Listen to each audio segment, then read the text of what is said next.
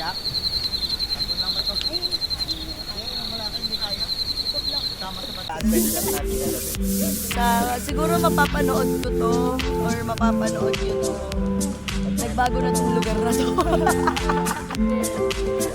May ano na. May reserve na ang buhok niya. Puti na ang buhok namin pag napanood yun.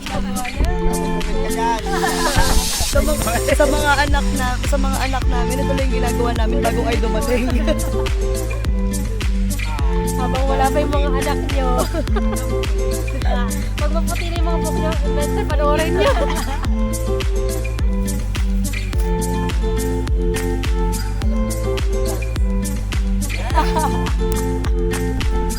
Nakaharap sa akin.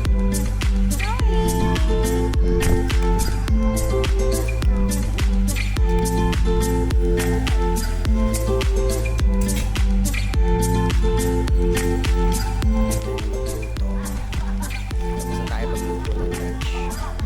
Yung mga amo mo natin, ganyan po sila mag-relax dito.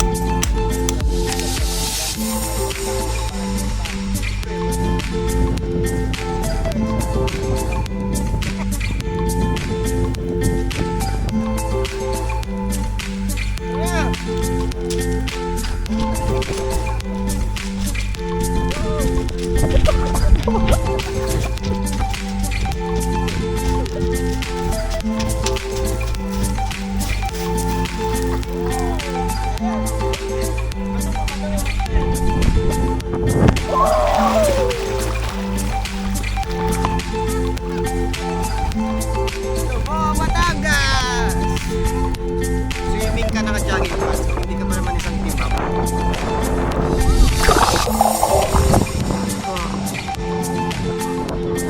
Oh!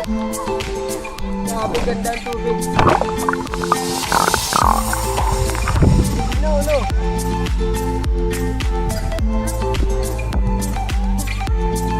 Lalo. Talaga pag naka-jogging pants ka.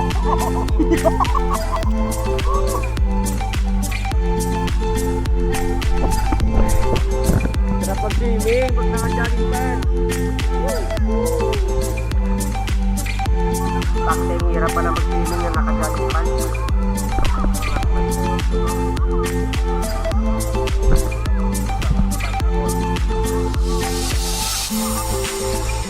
Ano masasabi mo sa lugar? Ganda.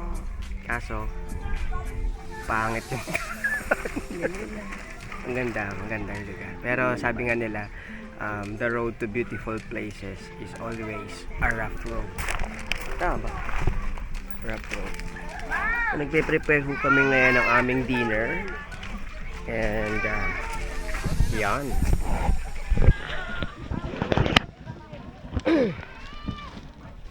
Meron kaming gulay, prutas, kanin ni upline. Diba? Ayan yung mga gutom na. Diba? At saka ito talaga yung master chef na. Ay, grabe. Yung Nagpapanggap. ha? Nagpapanggap lang na siya. Malapit dyan, pag marinated, may ketchup. Marinated, may Para ketchup. hindi ka na magpahid, diretso na. Marlon Rivera. Marinated ng tamad yan, Pops. Ha?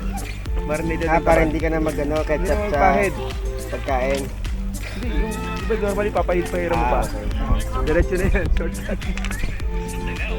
Naghanap ko naman paglalaking niya.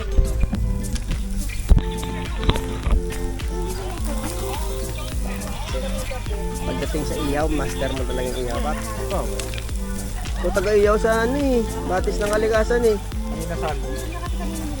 Manok din nata inihaw mo nun eh. Ano? Bangus. Lempo yata. Lempo tsaka bangus. Saka lamok. O lamok. Ah, sige, okay na yan. Tingnan natin yung ating Ah, okay na tinola. yan, Mentor.